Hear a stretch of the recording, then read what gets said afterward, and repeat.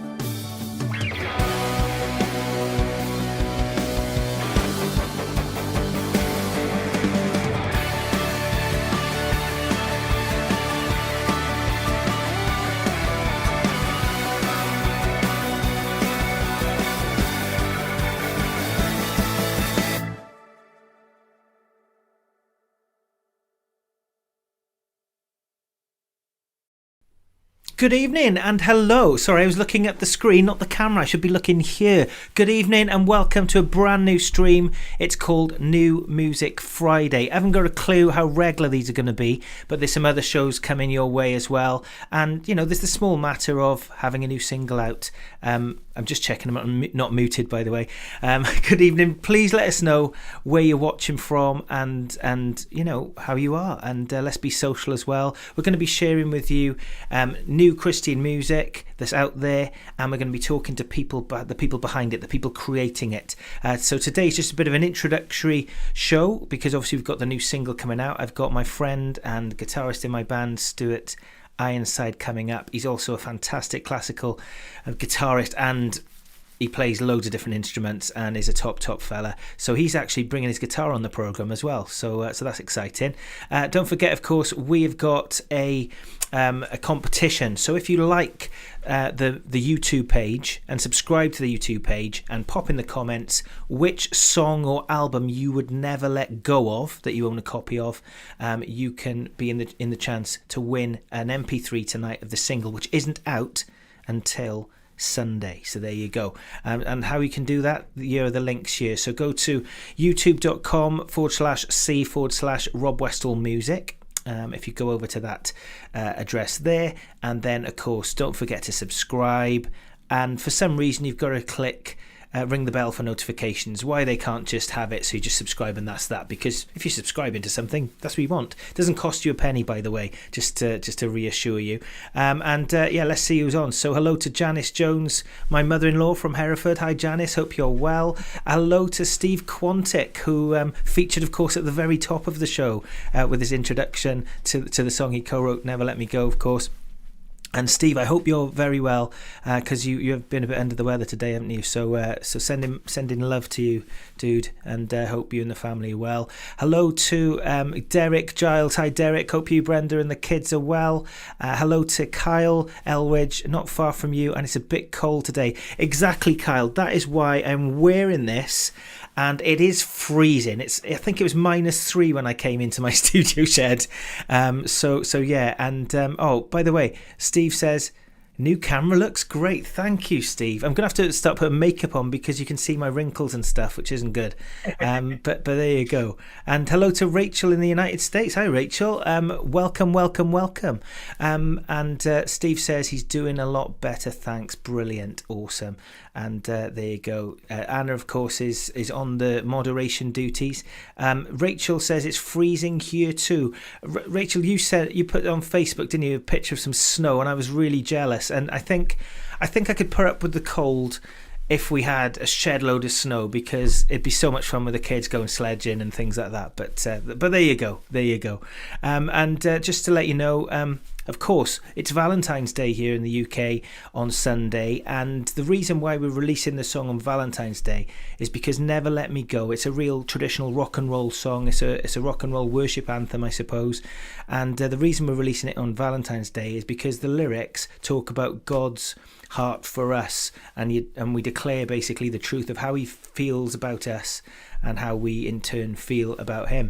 So if you want to get a copy of that single, go to my website. In fact, I think it's live now. You can buy and download the single now, the MP3, keep it forever. If you go to robwestallmusic.com/merch, the sales are open already on buying that as well. But of course, you can win a copy tonight. So if you go to my YouTube channel, subscribe, comment. I want to know, what song or album would you never let go of if you had to just keep one? Do you see what I've done there? Never let me go, never let go of. It's not very funny if you have to explain it, is it? There you go. So yeah, let me know.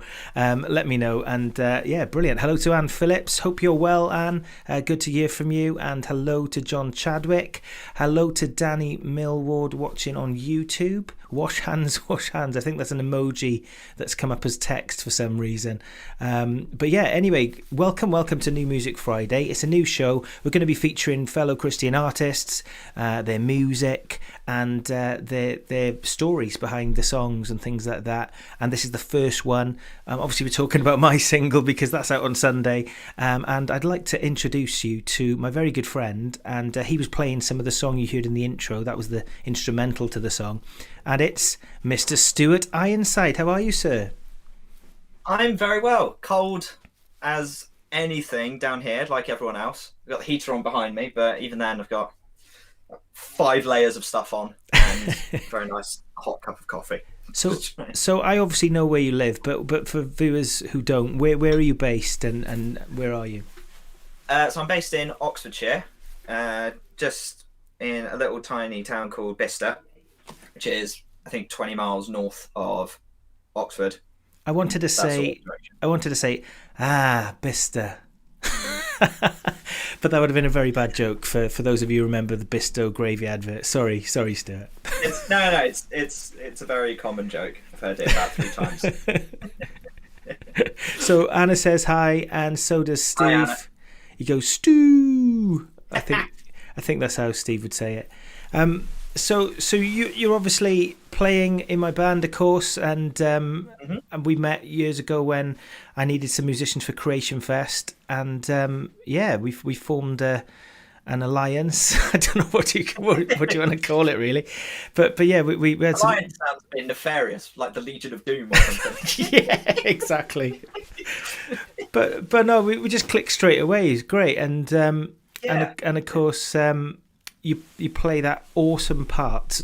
You play lots of awesome parts, but in particular, the second verse of "Never Let Me Go" when you come in with that line is just incredible. So what? How do you describe the song for people watching tonight? If they're not convinced or they've never heard it or what they don't know what to expect from it, what would you say?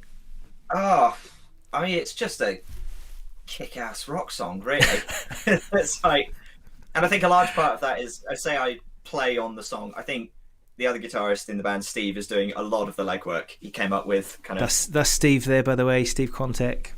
Yeah, that absolutely phenomenal solo is his. A lot of the sort of riffage I think is his, and I'm just riding his train and just sort of and if you mind. It's just a kick-ass rock song, but with a really, really sincere and heartfelt message underneath it, and just in its simplicity. There's nothing frilly about it. It's just really awesome riffs with a lyric like "You'll never let me go," just kicks you right in the stomach, and it really gets to the heart of, for me anyway, it really gets to the heart of my relationship with God, and I hope it does the same for others.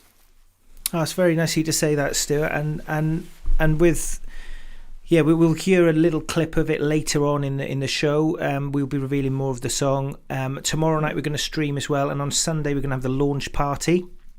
And Steve says, mate, that guitar part in the second chorus is probably my fave guitar part of the song. That's very, very nice. There you go. And that's on camera now, Stu. So that's evidence. But guys, yeah, the song really is a heartbeat. It's heaven's heartbeat for us, really, because as Stu just said,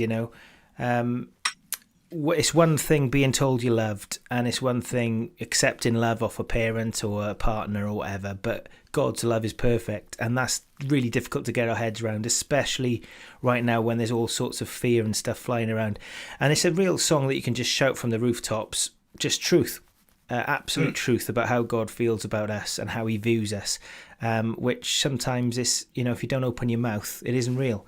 So it's good to sort of dust off the lungs and shout out a bit, and also it does sound a little bit out there in terms of a worship song because it's got guitars in it and it's got a guitar solo and it's quite heavy, but it's an anthemic song, and it's quite.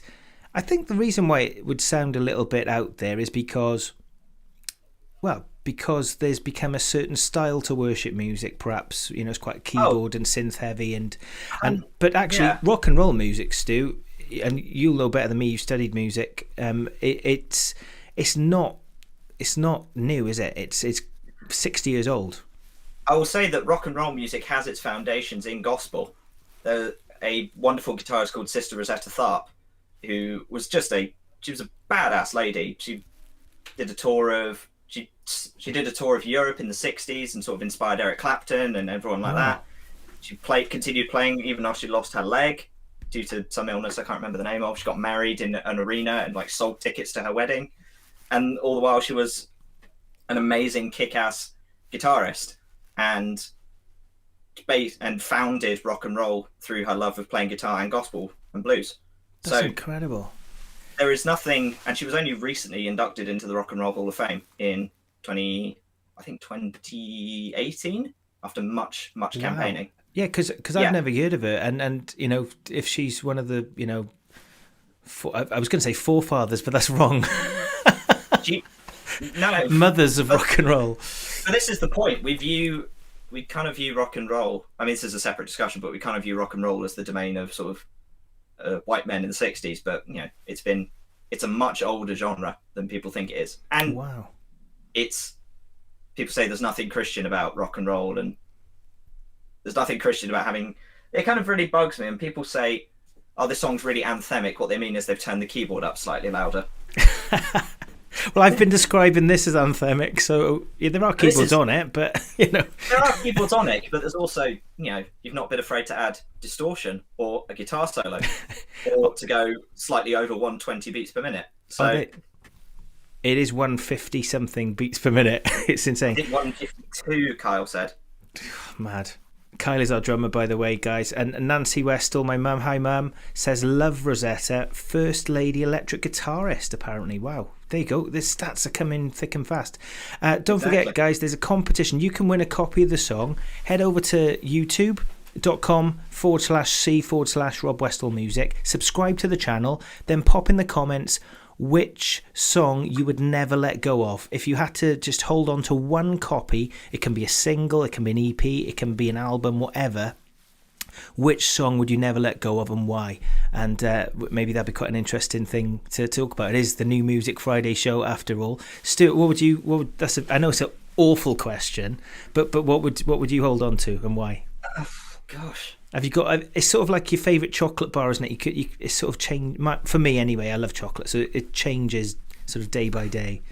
Absolutely, it depends what sort of mood I'm in, and as well, I think, you know, people ask me what my favourite album is. I don't have one favourite album. I've got hundreds. There's so many there's so much music that I've heard at really formative points in my life that have just really stuck with me. I'm not sure. Obvious candidates. In Utero, Nirvana. Wow, Nirvana. I think that was the first rock album I ever owned. The Bends, Radiohead, another real rock album. They're from your neck of the woods. They're from your neck of the woods, aren't they? Yeah, they're from Oxford, Abingdon specifically. I don't know. I'm not quite sure if they're still cool, but The Art of Worship, a Wren Collective, was like the first. That was the first sort of explicitly Christian music that I heard and really showed me what the possibilities of it were. I've no idea if Wren Collective is still cool or not, but it doesn't matter, I suppose. No, yeah, that's probably one of the albums I'd hold on to. Yeah, there's quite a lot. I'll have to have a real think and sort of get back to you. I'll get back to you later. Well, you've already got a copy of the single, so you know it doesn't really matter. But there's no motivation there. But guys, if you do want to win a copy, please enter that discussion. It's quite a fascinating one for me. I'm just going to pluck one from thin air, and it's because I saw something today. Dave Grohl, out of Nirvana, funnily enough, he was the drummer in Nirvana and one of the guitarists and main protagonists of the Foo Fighters. He said Sgt. Pepper's Lonely Hearts Club Band, and the question was, how's homeschooling going? And he said, well, my kids know not to come to me for the academic stuff, but if they want to know about music and things like that, you know, which 3 albums would you recommend to kids was the question to him, and he said, well, that one, because it's still relevant today, which is a bit out there, isn't it? Gavin Owen, hi Gavin, by the way, Gavin from the Rhondda, says, love the Ben's album, Radiohead, best album Radiohead have ever done. And we won't get into Kid A and stuff. We won't get in. I've we won't go there. This with Gavin Owen a couple of times, and I've said Kid A is one of my favourite Radiohead albums. But guys, what's your favourite albums? Join in the conversation here. Kyle Etheridge says you should have some lint, Rob. I don't know what that means. Perhaps I look like somebody off the advert. I don't know. There you I go. think you mean you look like a Lindt chocolate, I hope. Yeah, I don't know. It's a very nice chocolate though, especially with their Valentine's Day coming up. Hint, hint, Anna Westall. So, Stu, you're a fantastic guitar player in your own right, thanks. and I'm all right. you play. As we saw in the introduction video, there's a picture of you in a church playing. You do lots of classical guitar and things like that. For those people who don't know at home, tell us what you do and give us a bit of background to what you do. I do lots of things really. I'm a classical guitarist by training, by which I mean that was my sort of study at university. I went to Cardiff University, being at the same church in Cardiff. That's how I met Steve, and then met Rob through that. So that was kind of what got me interested in music in the first place. And then I picked up an electric guitar because I was 14 and I wanted to be an electric guitarist, as everyone does when they're 14. The first time you hear Oasis, and then immediately just think, yeah, I want to do that. And then I put that to one side and then didn't really touch it again until I started going to City Church in Cardiff and wanted to be in the worship band. And that really, and Steve especially, I put this out in the air, I would not be the guitarist that I am without Steve. So kind of being the guiding hand and the knowledge that he has. But that really inspired me to get better at improve my electric guitar skills and develop my knowledge of pedals and tone and everything. And then alongside that, I got through a series of random events, I got into playing traditional music from Indonesia and West Africa, which I've maintained to this day. Indonesian gamelan specifically, which is hard to describe, but if you imagine a big orchestra of bronze xylophones with some gongs at the back and the drummer. Okay. And West African stuff I play on the guitar as well. So I've spent the last couple of years trying to create a classical guitar language that merges all of that together in a way, if you like. Bringing classical elements, all my non-Western music elements, some of the worship stuff, English folk songs, and trying to make something work out of it. You're a very talented guy, and I think what you just said demonstrates that, all those different instruments you can play. Because I had not heard of, and forgive me if I've said this wrong, the gamelan. I'd not heard of that until I first met you. The very first time I met you, you were telling me when I gave you a lift back into town. But just as an aside, very quickly, we were asking people what their favourite album is, if they could, or single or whatever, what would they never let go of if they had to just keep just one of them. And Steve Quantic says, right now I'm listening to, I can't even pronounce that, Vihisu, and the Vihisu, I think. Okay, what was it, Stu? It's Vihisu, I think, and the Alchemy Index by Thrice. They're a hardcore punk band that Steve told me to check out, and I haven't got round to yet. He's told me to check Thrice out as well. There you go. And Steve's giving you some love there for the compliments he did there. And Kyle has entered the competition. Thank you. AC/DC TNT, as it reminds me of my childhood playing Tony Hawk's Pro Skater 4. Oh, what a game. What a game. Unbelievable. Well done, Kyle. That's a good album as well, by the way. And fair play. Mum's gone for the favourite chocolate bars. Cadbury Kit Kat is my favourite. There you go. Thrice. Gavin Owens says Visu. There you go. Thanks for the pronunciation help there, Steve. And Mum's got a question. Nancy Westall's got a question for you. Did you play musical instruments as a child? No, I didn't. Well, it depends what you define as a child. So they won't mind me saying this. My family is not musical at all. My dad's tone deaf. Hope he's not watching. He won't be. Yeah, my family is not inherently musical. I got gifted a cheap classical guitar for about 20 quid from Home Bargains for Christmas one year. Fantastic. When I was about 11. But then that same Christmas, a guitar teacher moved in at the end of my road. Like literally 2 days afterwards, I think. And just hit him up for lessons, and then he taught me right up until university. Wow. So it seems to be the common theme of my life that on my musical life anyway, that I just kind of stumble into stuff. I like saying yes to, like, I got into the non-Western music because, like, yeah, never done that. Sounds mental. Let's do it. When Steve put out the call for, hey, this guy up in Abergavenny is looking for some electric guitarists. Does anyone fancy it? He put it out to the City Church guitarists. I was like, yeah, great. Why not? Brilliant. Sounds great. I didn't know that part of the story. I remember meeting you for the first time, and I remember sitting in Steve's front room, and At Your Feet We Fall came on. And I didn't think anybody'd ever heard these songs, but obviously, of course, you'd heard them to prepare. And when it came on, you both went, oh, yeah. And it was such a really nice moment, actually. It was really encouraging. And the rest is history. So better or worse. Yeah. Gavin Owen says, Thrice, great band. Saw them in Cardiff. Great live show. Steve admits to his obsession there and recommends them to everyone. Anna Westall says, ask Dad what his favourite song is. So either that's Isabella's got hold of Anna's phone, or that's Anna asking her dad what his favourite song is.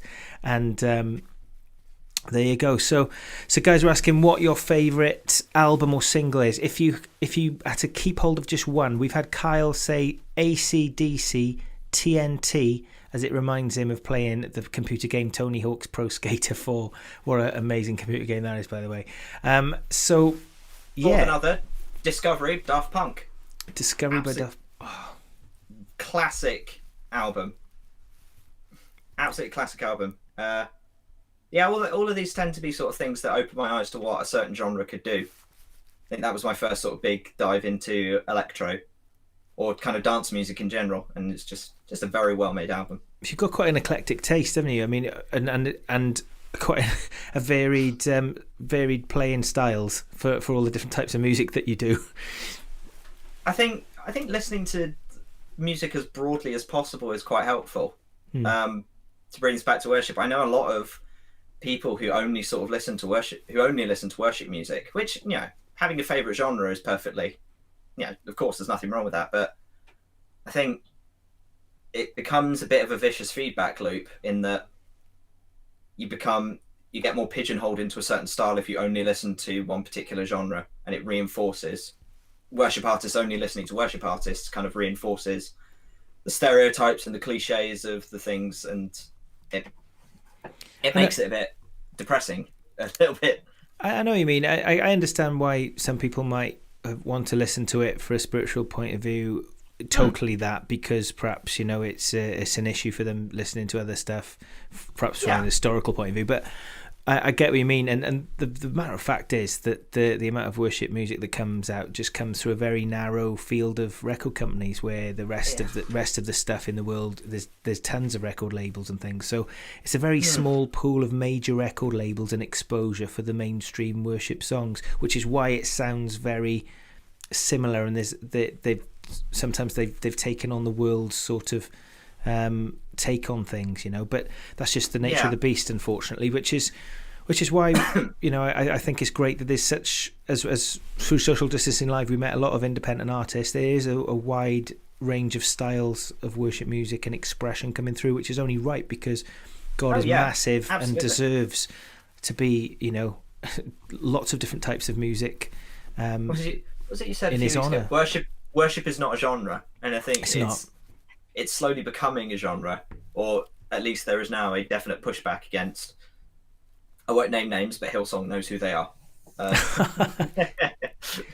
Hillsongs are great, but I get what you mean. I like Hillsong, but I think just like anyone else, like, you know, Jesus Culture and Bethel, they, just because of the record label thing and the expectations, I think they tend to fall back into the same sorts of cliches, which is partly one of the things that I so love about your band and all the people in it. We're just not afraid to. We just do stuff that sounds good to us. That's all you can do to be authentic and genuine, and try not to, you know, copy anyone. That's a good thing. And by the way, on this album thing, so Anna said, ask Dad what his album is. So my father-in-law has come back with Ken Dodd, The River.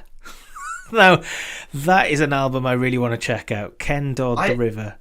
I have never heard of Ken Dodd. Oh, really? Ken Dodd. No. He's basically a comedian. God rest his soul. He's no longer with us, but yeah, he was a very very old school comedian from Liverpool, and he had a feather duster, and yeah, he had a couple of top 10 hits back in the day in the 60s, maybe even the 50s. That's how old he is. And Wow. Mum says, used to love Neil Young, Harvest Moon. Oh, it's a great song, Mum. Absolutely fantastic Harvest song. very good. There you go. So, hey, there's no judgment here, by the way. Ken Dodd, the River, No, of whoever, course. welcome. You know, that's all part of it. The Duffy Men. I think it was the Diddy Men, wasn't it, Mum? Ken Dodd and the Diddy Men, not the Duffy Men. There you go. Perhaps somebody could shed some light on that for us. Duffy Men sounds like a slur that you can't say anymore. So, Stu, what's your guilty pleasure then? Because obviously, for some people, a novelty record would be. I don't have any guilty pleasures. I don't believe in like there is such a thing as objectively like good or bad music. I think that anyone who gets caught up in discussions in sort of, I really like this, but you know, I would never admit it to my friends and say, oh, get a life. I just think get a life a little bit. Well, For example, I am a massive Carly Rae Jepsen fan. okay. If you don't know, like Carly Rae Jepsen, who did "Call Me Maybe" from 2012, like that song that became a meme, but she's actually a phenomenal singer and songwriter, and she writes really good pop music. And I say that to people, and everyone kind of looks at me a bit funny, but I don't care. I just really like her. Well, I once bought a PJ and Duncan record. You know, and actually, I played it in my cousin's wedding as their first dance. They stupidly asked me to DJ, and there was a B-side called "Girlfriend," and it was really cheesy, and they've never forgiven me for that. That's great. Sorry, Sarah love and that. Steve, It's if you're watching. But What the would first, be your guilty pleasure then? oh, I don't know. I mean, no, actually, I do know, because I was talking to somebody on social media about that this week. There's a Christian duo, husband and wife duo, I got to know on social media this week, and they've done a cover of "Anyone" by Justin Bieber, and I really that like song. his new stuff. To be fair, I think it's great. But there you go. A lot of my friends would disown me for saying such things. What was the first album or single that you bought? First album would be "Room on the Third Floor" by McFly. Okay, yeah. I was outrageously into McFly and Busted when I was younger. I think the first single was probably. This was back in the day when you could still get CD singles. I think they would write. It was right on the tail end. I think it was their theme from the Thunderbirds film. Gosh, that's a was blast the from the first- past. I've still got that CD somewhere. I won't go looking for it now, but it's down in my collection. Yeah, that was kind of. Great I choice, bought Stu. the- Love McFly, says Steve. I know. Content. I know Steve is still big into McFly and their new stuff. I'm not. I haven't been following McFly for a while. I'm not so into their new stuff, but yeah, that was. I can't say if that was because I genuinely liked them or they were just popular at the time, but the album still has quite a strong. Yeah, all of McFly and Busted's early stuff still has a strong resonance for me. Mine was in Abertillery Woolworths when Woolworths was still a thing, and it was ABBA Gold. A great album. Yeah, absolutely. It is a good compilation. I wouldn't say it's an album, really, being a snob, but Okay. it's a compilation album. Is the greatest hits, isn't it? Mum goes, first single I bought was the Beatles' "She Loves You." Oh wow, what a song that is! Absolute tune. But my mum, tell me if this is right or wrong. Got a bit thought talking about what you think is cool and what's not cool as you grow up and things. She gave away all of her Beatles singles and obviously regretted it because she only owns a handful, which I used to play when I lived with mum and dad back in the day. But yeah, oh wow, absolutely. And favourite worship songs, Stu? What's ministering to you at the moment? What one can't you get out of your head? I've been really into Every Praise. Hezekiah, I think his name is something like that. Hezekiah Walker, I think his name is. His version of Every Praise. Hezekiah it's Walker. really, it's just a very simple sort of every praise is to our God. Yes, that's brilliant. Every I've heard that on the radio. That's great. With a big It's just gospel such a choir. It's fantastic. Yeah, it's just such a simple sort of lyric. I'm a big fan. Sometimes songs get a bit, not just worship songs, but songs in general, sometimes they get a bit wordy, and I'm very much a fan of stripping things back and just, yeah, it's a simple lyric. Every praise is to our God. Just hear it a couple of times.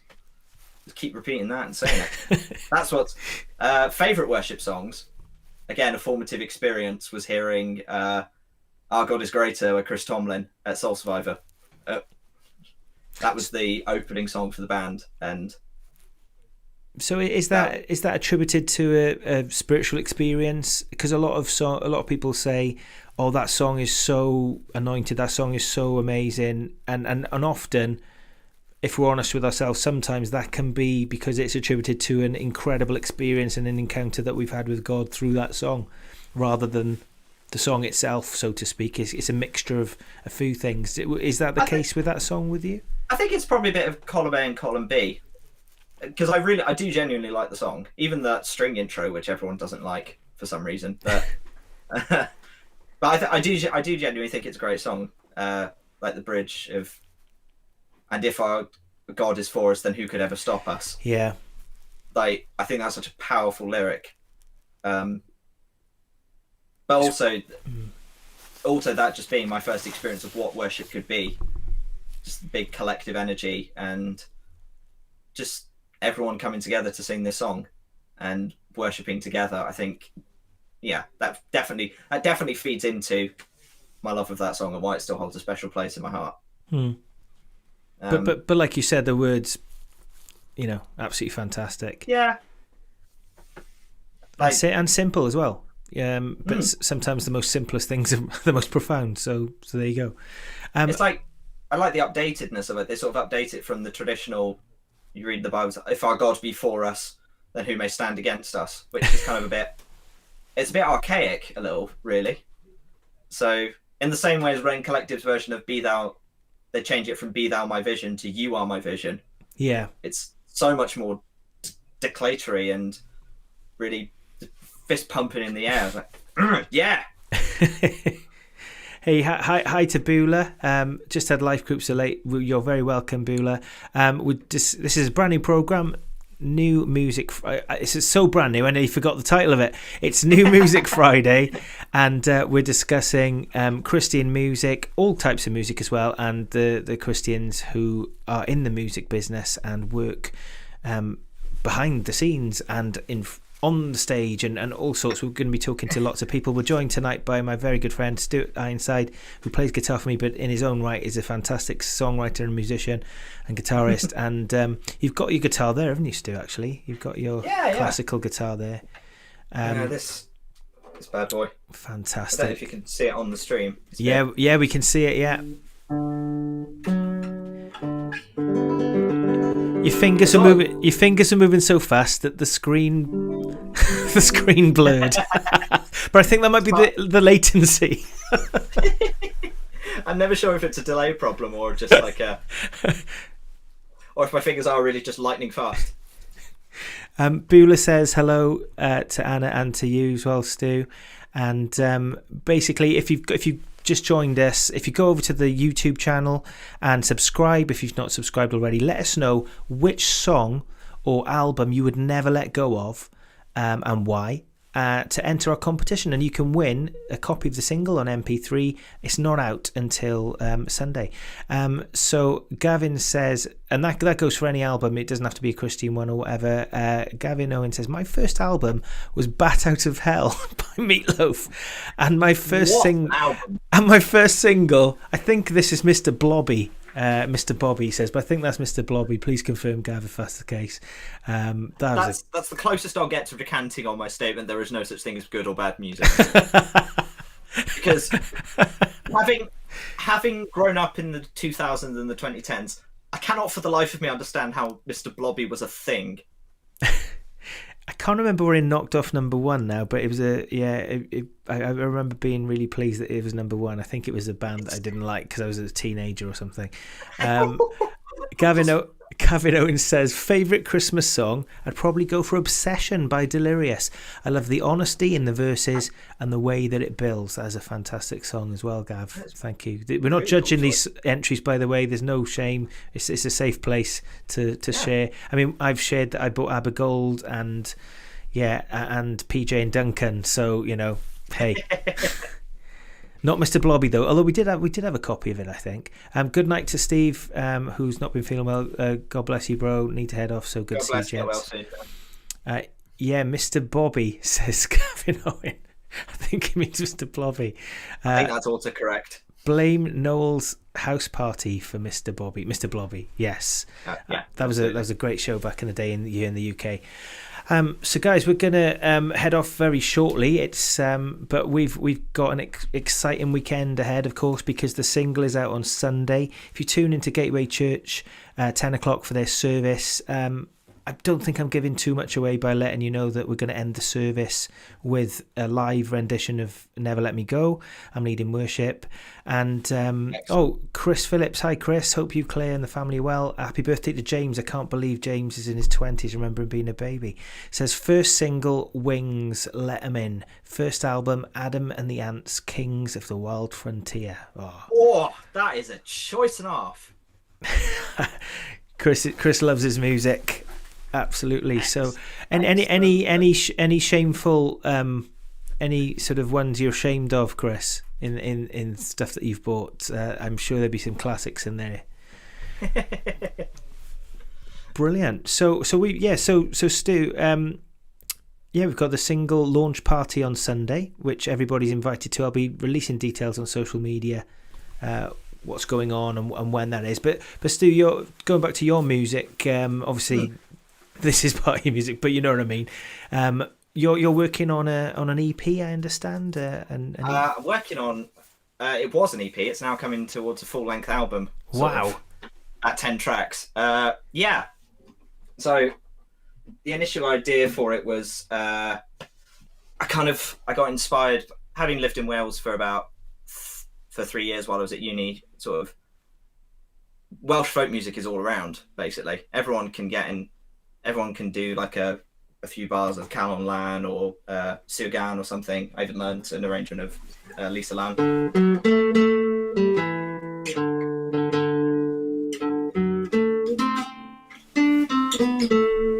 That kind of.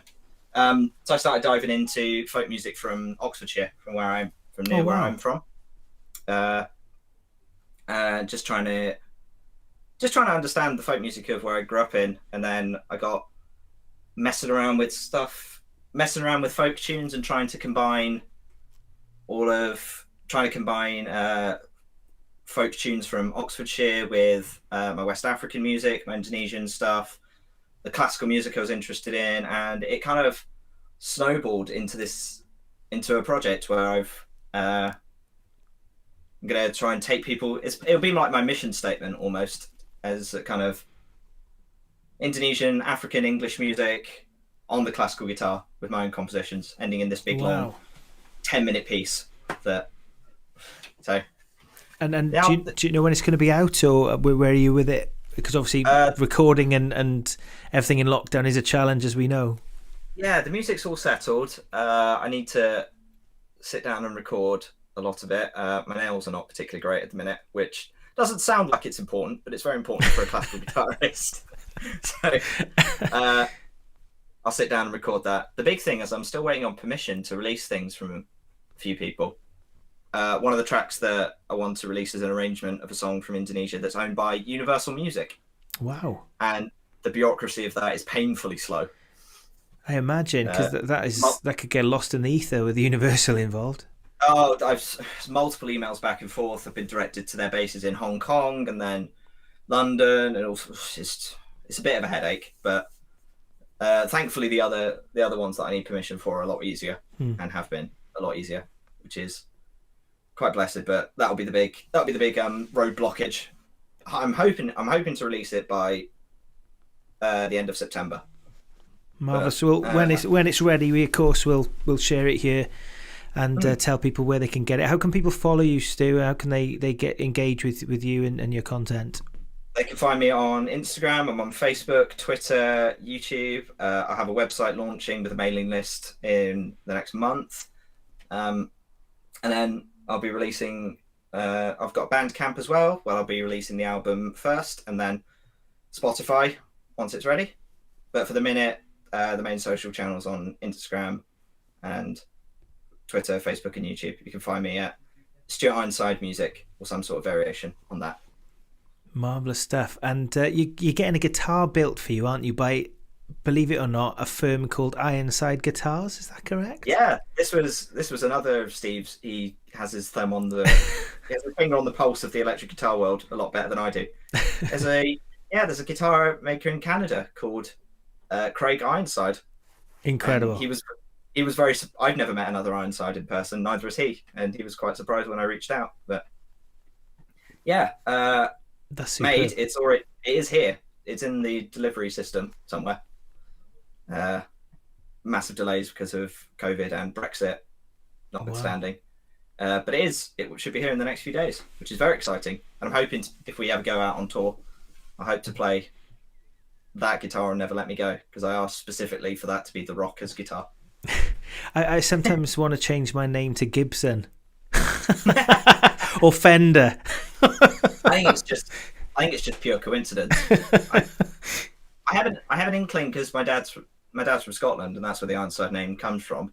I have an inkling it's probably because a lot of the sort of first wave of immigrants to Canada were from Scotland when it was still a British colony. So I have an inkling that it's just survived down there over the generations, but someone would have to confirm that for me. Well, Gavin Owen says, wasn't there a detective in the 70s called Ironside? There was, yeah. There was. I think I remember that TV series, I think. They used to repeat I've watched a few episodes of it. It's all right. Gav also says, when I saw Stuart play in Caerphilly 2 years ago, it was a proper education. His encyclopedic knowledge of music is mind-blowing. And Gavin, that's very kind of you to say, Gavin. Gavin's not too shabby on his music knowledge as well, so that's high praise indeed. Chris Phillips, we said, were there any sort of, what did we say, guilty pleasures? Shameful choices. And he said, I've never been to me, Charlene. Awful. It was for my mum. Of course it was. Excruciating, he says. There you go. I've never heard of that one, but there you go. Ironside was a detective in a wheelchair. That's right, I remember now. There you go. Yeah. On that bombshell. I can play you one of the tracks if you like a shortened version. Yeah, well, do we need copyright for it or anything, or are we all right? No, it's my version. There we are. It's my version of a tune from the 1800s. Go for it. Okay, so you introduce it, and I'll let me get you on another screen.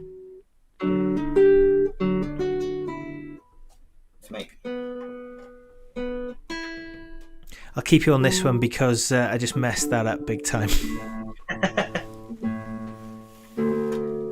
So if you're just joining us, this is Stuart Ironside, fantastic classical guitarist, and he's going to be sharing a song with us.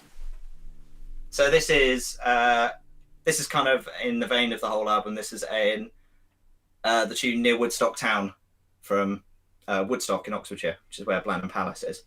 That I've kind of taken and warped in all sorts of ways through my Indonesian and African and minimalist influences. What I'll do is I'll play the original tune just as it is, so you can hear how it sounds, and then I'll launch into a shortened version of my arrangement. There.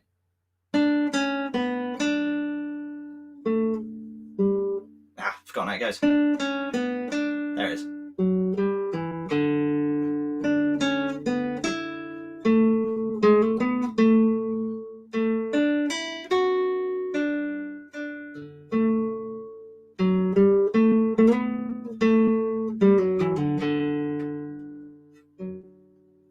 My arrangement.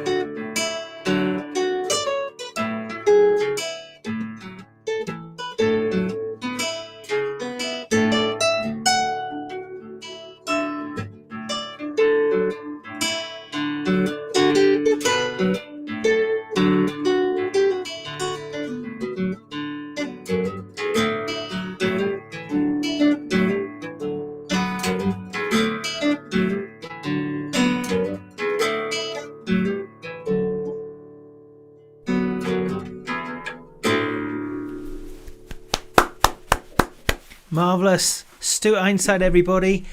Check him out on the socials, and you can check him out on our brand new single as well, Never Let Me Go. Thank you, Stuart, for keeping us company here tonight, and Thanks for having me.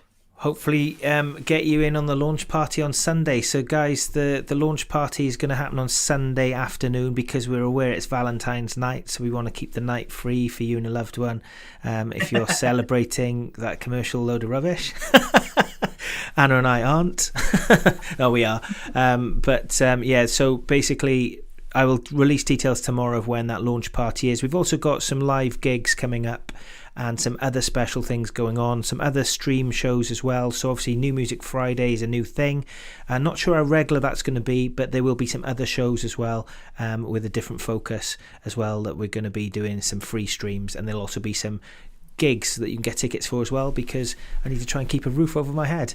But it should be absolutely fantastic as well. Stuart, thank you for being on tonight, and I will see you off air in just a moment. Thank you very much indeed. Stuart Ironside, everybody. Please check out Stuart on social media and everything else. He's got that new album coming out. We'll keep you posted on when that is as well. Absolutely phenomenal classic guitarist and musician, and absolutely wonderful.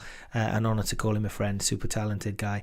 And don't forget, there's a competition, so if you are watching this, we will be releasing the new single to the winner tonight. So if you go to YouTube, my YouTube channel, subscribe, ring that bell there for notifications, and you can win a free copy of the single in advance. That is the channel there, youtube.com/c/Rob Westall Music. And we want you to like, subscribe the channel, and then tell us which piece of music would you never let go. What is the one piece of music that if you had to let go of it, if you were to let go of everything else, which one would you keep? You're only allowed to keep one. Let us know, and if you do that, you're entered into the competition. Kyle, who's commenting there, says, cheers Rob, stay warm. Kyle's already entered the competition. And if you do want to get hold of the single, of course, you can now. It's now open, it's now available to buy from the website. It's only a little minimal cost, but it would mean more to me if you bought it, downloaded it, and kept it, because one, you get it to keep whatever. So if your subscription to Spotify runs out, you've got it. Whereas if you go on Spotify, artists such as myself, we get 0.001p per play per stream. So if and it costs an awful lot to produce these songs. So if you are going to engage with it, please get it from the website. If you do have Spotify as well, please follow me on Spotify, and you will get the song straight away on Sunday morning. It'll drop into your radar playlist as well, and same with Apple Music as well. So if you want to get it first thing, and it does help, of course, if you put it in a playlist for me, if you've got those streams. It doesn't cost anything to actually add the song on those streams, because you pay the subscription to those sites already. So that's how you can get hold of the music. robwestallmusic.com/merch. There's other stuff on there as well, other music, and there will be some merch coming out as well. I'm working on a range of merch, purely because, hey, need to be creative. We can't do any live gigs at the moment, so there's no chance of any bookings. So there you go. And I'm going to leave you now with a bit of a sneak peek of the song, and hosted by Steve Quantick, who co-wrote the song. And night, God bless. I will be in touch tomorrow. There'll be another stream tomorrow at some point, and letting you know when the launch party is going to be on Sunday. Monday night, we've got the premiere of the lyric video. So we've had a lyric video made in Malaysia based on this artwork that you've seen with all the red neon and things like that. So we've got a very cool lyric video, because obviously getting together to record a video is incredibly tough, nigh on impossible. So we've got an awesome lyric video that's going to premiere on Monday, and there'll be details of live gigs and new shows coming up soon. So New Music Friday is a new one. We'll get another artist on soon and talk to them about their career, their music, and the aim of it as well, of course, is to have a social interaction with you guys as well. So it's good to have a chat, and it's all about being social and giving you something to take your mind off lockdown. Night, God bless everybody, stay safe, and here is a little snippet of and a little insight into Never Let Me Go, the new single that's out on Valentine's Day on Sunday. God bless. Hi, I'm Rob Westall. Hi, I'm Steve Quantick. We wrote Never Let Me. Go.